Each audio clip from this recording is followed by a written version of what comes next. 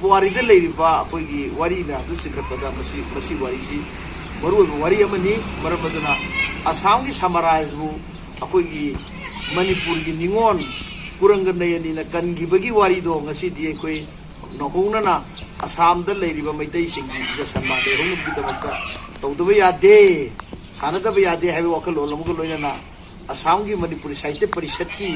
सिनाव सिंगना थोबुरेन सिंगना कौबिरक्तरा ngasi सतोइनी हौजिक से मकोई airport ता सननबगी तमक्ता मणिपुर से सुमांगला काउंसिल ना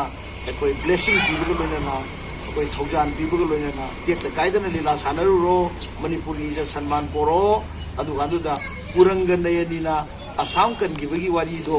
यामना मेक सिंग निरमकांदा मणिपुरी सिंगी इकाई कुमनबा हेंकटपो ओइरसनु हाबो खोंचतुनी ngasi अखोई मोइ सपसला साइगी अखोई मखोगी दमक्ता लंगलबा करीमता यक्षंद्रिबा अंगौबो फिराना से मखोगी दमक्ता अखोई मणिपुर से सुमांगला काउंसिल की माइकई दगी पायनजरी जय फरे